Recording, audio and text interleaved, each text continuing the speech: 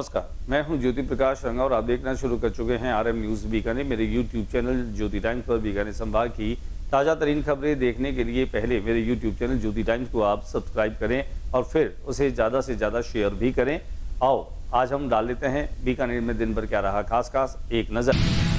भारत के प्रथम पूर्व प्रधानमंत्री पंडित जवाहरलाल नेहरू की 62वीं पुण्यतिथि पर शहर जिला कांग्रेस कमेटी ने बीकानेर के कांग्रेस कार्यकर्ताओं द्वारा राम रतन कोर सर्कल पर भारत के प्रथम प्रधानमंत्री व आधुनिक भारत के निर्माता पंडित नेहरू की पुण्यतिथि पर श्रद्धांजलि सभा करवाई। नीट पेपर लीक के विरोध में एनएसयूआई बीकानेर का सांकेतिक सड़क जाम कर जोरदार प्रदर्शन।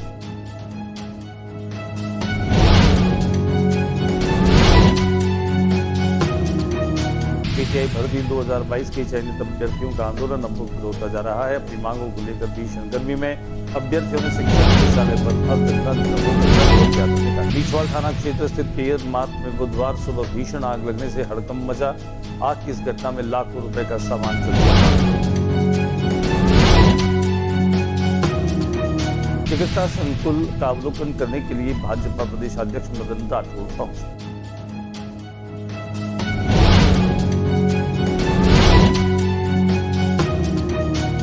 के तीसरे दिन बीकानेर सड़कों पर गर्मी का कर्फ्यू। बीकानेर सहित अनेक जिलों में पारा 47 के पार।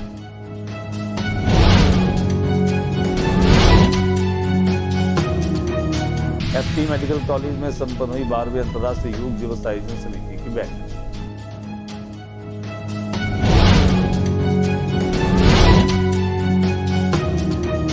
बीकानेर में पेयजल संकट गहराया। हर दिन जलदाय विभाग के खिलाफ प्रदर्शन। महिलाओं का फूटा गुस्सा। नया शहर टंकी पर पहुंचे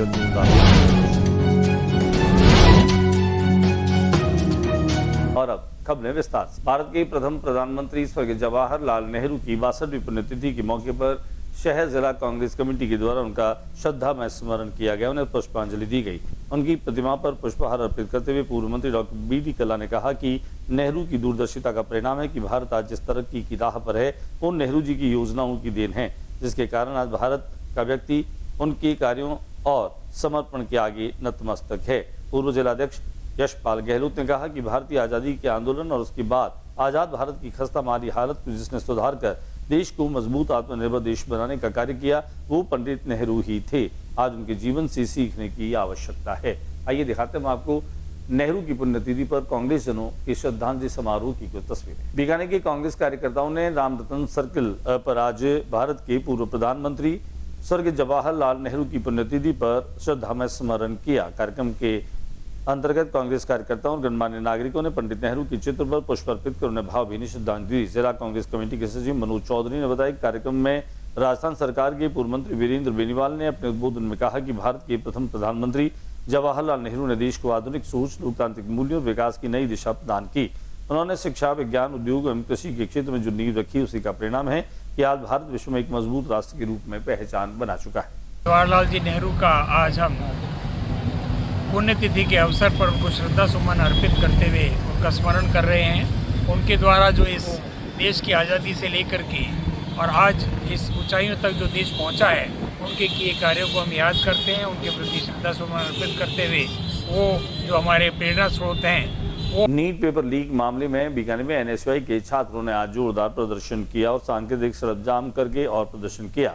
नीट परीक्षा पेपर लीक मामले के विरोध में एनएसयूआई बीकानेर शहर जिलाध्यक्ष हरिराम गोदारा के नेतृत्व में सांकेतिक सड़क जाम कर जोरदार प्रदर्शन किया गया। प्रदर्शन के माध्यम से छात्रों के भविष्य के साथ हुए खिलवाड़ के खिलाफ आवाज उठाई गई तथा केंद्र सरकार और एनटीए के खिलाफ रोष व्यक्त किया गया।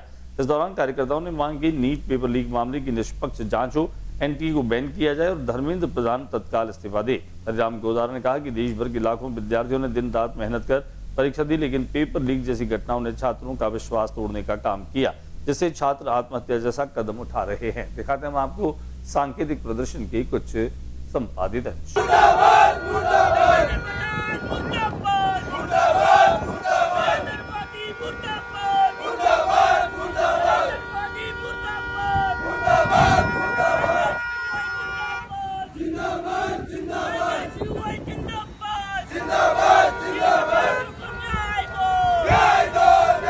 पीटीआई भर्ती 2022 में चयनित जो अभ्यर्थी हैं उन्होंने आज शिक्षा निदेशालय में अर्धनग्न होकर के और दंडवत प्रणाम करते हुए प्रदर्शन किया। निदेशक कार्यालय पहुंचकर विरोध प्रदर्शन किया। भीषण गर्मी के बावजूद अभ्यर्थियों को जोश और आक्रोश साफ तौर पर दिखाई दे रहा था। राजस्थान एकीकृत शारीरिक शिक्षक संघ के नेतृत्व में चल रहा यह आंदोलन पिछले कई दिनों से जारी है। चयनित अभ्यर्थी पिछले 10 दिनों से धरने पर बैठे हैं, जबकि शिक्षा निदेशालय पर 4 दिनों से अनिश्चितकालीन धरना जारी है। अभ्यर्थियों की मुख्य मांग पीटीआई भर्ती 2022 में चयनित अभ्यर्थियों की मुख्य मांग स्थायीकरण और वेतन नियमितीकरण है। प्रदर्शन कर रहे अभ्यर्थियों का कहना है कि लंबे समय से सरकार और प्रशासन केवल आश्वासन दे रहे हैं। हम हमारा हक मांगते नहीं, किसी से भीख मांगते। हम हमारा हक मांगते नहीं, किसी से भीख। बीछवाल थाना क्षेत्र में कीर मार्ट में आग लगने से सामान जलकर के राख हो गया। इस घटना में लाखों रुपए का सामान जलकर राख हुआ। हालांकि राहत की बात यह रही कि इससे किसी प्रकार की जनहानि नहीं हुई। प्रारंभिक जानकारी के अनुसार आग लगने का कारण बिजली के तारों में शॉर्ट सर्किट माना जा रहा है। बताया जा रहा है कि बुधवार सुबह करीब 5 बजे के आसपास मार्ट संचालक को प्रतिष्ठान से धुआं उठने और आग लगने की सूचना मिली। सूचना मिलते ही उन्होंने तुरंत दमकल विभाग और पुलिस को अवगत कराया कि आग की गंभीरता को देखते हुए दमकल विभाग की 3 गाड़ियां मौके पर पहुंची। दमकल कर्मियों ने बड़ी मशक्कत के बाद आग पर काबू पाया। आग की लपटों धुएं के कारण आसपास के क्षेत्र में अफरा तफरी का माहौल बन गया। घटना की सूचना मिलने पर बीछवाल थाना पुलिस भी मौके पर पहुंची और स्थिति का जायजा लिया। चिकित्सा संकुल का अवलोकन करने के लिए भाजपा के प्रदेश अध्यक्ष मदन राठौड़ जो हैं वो पहुंचे। भुजिया पापड़ और रसगुल्ले के लिए अपनी बीकानेर में अपनी विशिष्ट पहचान बनाई है, लेकिन चिकित्सा के क्षेत्र में भी बीकानेर का नाम बड़ी शिद्दत से लिया जाने लगा है, क्योंकि यहाँ प्रदेश का पहला चिकित्सा संकुल बनाया गया है जहाँ 5 चिकित्सा सुविधा एक ही छत के नीचे उपलब्ध है। ऐसे चिकित्सा संकुल का अवलोकन करने के लिए भाजपा प्रदेश अध्यक्ष मदन राठौड़ पहुंचे। चिकित्सा संकुल में आयुर्वेद, एलोपैथी, होम्योपैथी, यूनानी और योगा जैसी चिकित्सा पद्धतियां एक ही छत के नीचे देख राठौड़ ऐसे प्रदेश के लिए एक मिसाल बताया। उन्होंने कहा कि ऐसे चिकित्सा संकुल प्रदेश के लिए एक रोल मॉडल के रूप में उभरेगा। परदेशियों की बगीची मुक्ति धाम समिति के प्रबंधक राजीव शर्मा ने भाजपा प्रदेश अध्यक्ष को बताया कि 2021 से इसकी शुरुआत की गई थी। समिति की ओर से राजस्थान सरकार को चिकित्सा संकुल की व्यवस्था के लिए आवेदन किया गया। सरकार से अनुमति मिलने के बाद समिति ने इस योजना को साकार किया। चिकित्सा संकुल में निःशुल्क इलाज और दवाइयां दी जा रही है। स्थानीय लोगों को काफी लाभ मिल रहा है।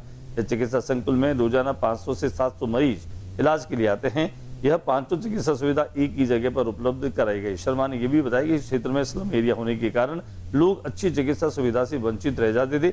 इसी को देखते हुए समिति ने 5 चिकित्सा सुविधाएं उपलब्ध कराई है। इन दिनों नौतपा चल रहा है। नौतपे के तीसरे दिन बीकानेर में सड़कों पर कर्फ्यू का माहौल देखने को मिला। प्रचंड गर्मी, लू और तेज गर्मी की वजह से लोग अपने घरों में दुबके रहे। भीषण गर्मी के चलते बीकानेर सहित अन्य जिलों में पारा 47 डिग्री पार पहुंच गया। राजस्थान में नौतपा के दौरान भीषण गर्मी और हीट वेव का असर जारी है। पिछले 24 घंटे में गंगानगर प्रदेश का सबसे गर्म शहर रहा, जहां तापमान 47 डिग्री सेल्सियस दर्ज गया। बीकानेर, जैसलमेर, फलोदी, कोटा समेत कई जिलों में दिन भर हीट वेव का दौर रहा। मौसम विभाग के अनुसार अगले 24 घंटों तक पश्चिम और उत्तर राजस्थान में तेज गर्मी का असर जारी रहेगा। सरदार पटेल मेडिकल कॉलेज के सभागार में 12वें अंतर्राष्ट्रीय योग दिवस आयोजन समिति की बैठक का आयोजन रखा गया। एसपी मेडिकल कॉलेज में 12वें अंतर्राष्ट्रीय योग दिवस को सफल आयोजन को लेकर आयोजन समिति की एक महत्वपूर्ण बैठक प्राचार्य नियंत्रक डॉक्टर सुरेंद्र कुमार वर्मा की अध्यक्षता में संपन्न हुई। प्राचार्य कक्ष में आयोजित इस बैठक के दौरान योग दिवस कार्यक्रम की रूपरेखा, व्यवस्थाओं एवं विभिन्न जिम्मेदारियों पर विस्तार से चर्चा की गई। आयोजन समिति की बैठक में इंडियन मेडिकल एसोसिएशन के अध्यक्ष डॉक्टर राहुल हर्ष, सचिव डॉक्टर हरमीत, डॉक्टर नवल गुप्ता, कोषाध्यक्ष डॉक्टर अनंत कुमार शर्मा, पूर्व प्रदेश अध्यक्ष doctor Mahesh Sharma, Rajasthan medical college teachers association Bikaner इकाई के अध्यक्ष डॉक्टर विजय तुंदवाल, सचिव डॉक्टर विनोद छिंपा, हृदय रोग विशेषज्ञ डॉक्टर के अग्रवाल, हृदय रोग विभाग के आचार्य विभाग अध्यक्ष डॉक्टर पिंटू नाहटा, फिजियोलॉजी विभाग के आचार्य विभाग अध्यक्ष डॉक्टर बी के बिनावरा, सर्जरी विभाग के वरिष्ठ आचार्य डॉक्टर आर के Kajla, resident doctor association Bikaner इकाई की नवनियुक्त अध्यक्ष डॉक्टर सुखवीर तथा यूजी छात्र संघ के अध्यक्ष भी सम्मिलित हुए। बीकानेर में पेयजल संकट जो है वो गहरा रहा। नहरबंदी के बाद खासतौर से जहां उम्मीद की जा रही थी कि घरों में पेयजल की आपूर्ति सुचारू रूप से होगी, लेकिन कई क्षेत्रों में इस तरह की सूचनाएं मिल रही है कि पानी नहीं पहुंचे से लोग आक्रोशित और आंदोलित हो रहे हैं। जलदाय विभाग के खिलाफ प्रदर्शन जो है वो हो रहा है। महिलाओं का गुस्सा फूट रहा है। नया शहर टंकी पर लोग पहुंचे और जोरदार विरोध प्रदर्शन किया। बीकानेर शहर में नहरबंदी खत्म हुए करीब 1 सप्ताह से अधिक समय बीत जाने के बावजूद भी पेयजल संकट लगातार गहराता जा रहा है। शहर के कई इलाकों में पानी की सप्लाई पूरी तरह से चरमरा गई है, जिससे आमजन त्राही त्राही कर रहे हैं। डीडू सिपाहियान, मोहल्ला, सर्वोदय बस्ती, ब्रह्मपुरी चौक, वार्ड नंबर 55 और वार्ड नंबर 42 सहित अनेक क्षेत्रों में पिछड़े 1.5 महीने से लोगों को भारी जल संकट का सामना करना पड़ रहा है। हालात इतने भयावह हो चुके हैं कि शहर में लगभग रोजाना जलदाय विभाग कार्यालयों और पानी की टंकियों पर विरोध प्रदर्शन हो रहे हैं। क्षेत्रवासियों का आरोप है कि कई जगहों पर पानी की सप्लाई नाम मात्र की हो रही है, जबकि कई मोहल्लों में कई दिनों तक नलों में पानी नहीं आ रहा है। इस समस्या को लेकर क्षेत्र के लोगों ने पहले नत्थुजर की टंकी और नया शेड टंकी पर घेराव कर अपना रोष व्यक्त किया, लेकिन समाधान नहीं होने से लोगों का गुस्सा लगातार बढ़ता जा रहा है। नाराज लोगों ने जलदाय विभाग के नया शेड टंकी कार्यालय पर ताला तक लगा दिया। सोमवार देर रात क्षेत्र के प्रतिनिधि सुभाष स्वामी के नेतृत्व में बड़ी संख्या में लोग नया शेड टंकी पहुंचे और जोरदार विरोध प्रदर्शन किया। प्रदर्शनकारियों का कहना था कि टंकी में पानी उपलब्ध ही नहीं था। अधिक मास और पुरुषोत्तम मास के चलते बीकानेर शहर में धार्मिक और आध्यात्मिक आयोजन लगातार चल रहे हैं। आने वाली 1 जून से लेकर 8 जून तक बेनीसर बारी के अंदर स्थित रामदेव मंदिर में मद्भागवत कथा का आयोजन किया जा रहा है। इस मद्भागवत कथा का वाचन संत श्रवण जो व्यास है वो करेंगे। इसके पोस्टर का लोकार्पण पश्चिम विधानसभा क्षेत्र के विधायक जेठानंद व्यास के द्वारा किया गया। आइए हम आपको दिखाते हैं पोस्टर विमोचन की कुछ झलकियां। बीकानेर पश्चिम विधानसभा क्षेत्र से विधायक जेठानंद व्यास जो हैं वो इस पोस्टर का विमोचन कर रहे हैं। निश्चित तौर पे रामदेव मंदिर में होने वाले इस भागवत लीलामृत को सुनने के लिए आप जरूर पधारें, क्योंकि अधिक मास इन दिनों पुरुषोत्तम मास चल रहा है और इस अधिक मास के चलते बीकानेर शहर में धार्मिक अनुष्ठान और आयोजन हो रहे हैं। उसी कड़ी में भागवत लीलामृत का कार्यक्रम 16 तारीख से 1 तारीख से नहीं। हमारा धार्मिक दृष्टि से जब अधिक मास होता है तो कथा श्रवण का एक विशेष महत्व होता है और दान पुण्य का भी एक महत्व होता है।